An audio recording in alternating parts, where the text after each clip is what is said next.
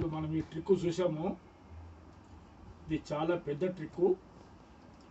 పెద్ద పెద్ద మ్యూజిషియన్లు స్టేజీల మీద ప్రదర్శించే అటువంటి ఇది ఒక జాదు. దీని పేరు స్క్వేర్ అండ్ సర్కిల్ మిస్టరీ. దీని పేరు స్క్వేర్ అండ్ సర్కిల్ మిస్టరీ. ఈ జాదు తయారు కావడానికి మనకు కావలసినటువంటి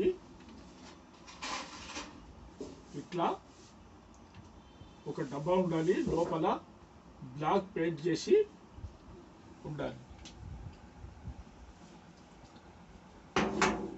తర్వాత లోపల ఇది సర్కిల్, అది స్క్వేర్, ఇది సర్కిల్. ఇటువంటిది ఒక డబ్బా ఉండాలి. పైన ఒక కలరు, లోపల మళ్ళీ బ్లాక్ కలరు చేసింది ఉండాలి. మ్యాజిక్ అంతా ఈ డబ్బాలో ఉంటుంది. ఇక్కడ దీనికి కూడా బ్లాక్ ఉన్నది కనుక, మొత్తం లోపల సైడ్ అంతా బ్లాక్ ఉంది కనుక ఈ బ్లాక్ ఆ బ్లాక్ రెండు కలిసిపోయి మొత్తంగా ఇంట్లో ఈ రెండు తీసిన తర్వాత కూడా మనకు ఏమున్నట్టుగా తెలియదు. ఇప్పుడు మనకు 3 డబ్బాలు అవసరమవుతాయి. ఇది కార్డ్బోర్డ్తో ఓపిక ఉంటే కార్డ్బోర్డ్తో మనం తయారు చేసుకోవచ్చు. లేదంటే మ్యాజిక్ షాప్లో కొంత ఖరీదైనటువంటి ఐటమ్ ఇది స్క్వేర్ అండ్ సర్కిల్ మిస్టరీ. ఇది కొద్దిగా ఖరీదైనటువంటి ఐటమ్. మనం కొనుక్కునే స్తోమత ఉంటే మ్యాజిక్ షాప్లో మనం కొనుక్కోవచ్చు.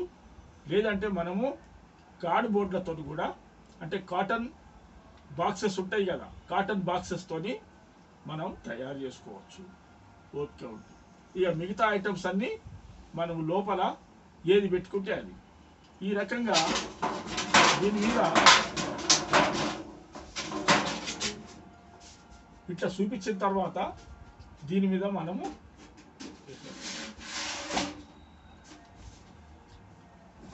ఇది వేసిన తర్వాత ఈ రకంగా ఇది చూపించాం. దీని మీద వేసేస్తాం. అన్నీ ఒకటేసారి తీయొద్దు. ఇది తీసి చూపించిన తర్వాత మళ్ళీ వేయాలి. వేసి మళ్ళీ లోపల ఉన్నటువంటి ఈ సర్కిల్ మనం పైకి లేపాలి. ఈ సర్కిల్ లేపితే ఇక్కడ ఎందుకంటే బ్లాకే ఉన్నది కనుక ఈ బ్లాకు లోపల అది కలిసిపోయి మనకు లోపల ఇంకా ఏదో ఉన్నట్టుగా మనకు తెలియదు.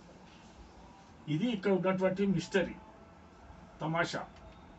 దీన్ని మనం అర్థం చేసుకొని ఇప్పుడు దీంట్లో అది కూడా చూసి లోపలేసి ఇందులో ఏదైతే మనం లోడ్ చేసుకుంటామో ఆ వస్తువులన్నీ ఈ రకంగా బయటికి తీస్తే, అయ్యో అన్నీ ఖాళీగానే ఉండే ఇవన్నీ ఎక్కడికి వెళ్ళి వచ్చినాయి అని చెప్పేసి చూసినటువంటి ప్రేక్షకులు కంగు తినేటువంటి అవకాశం ఉండదు. అందుకనే దీని పేరు circle, square and circle mystery.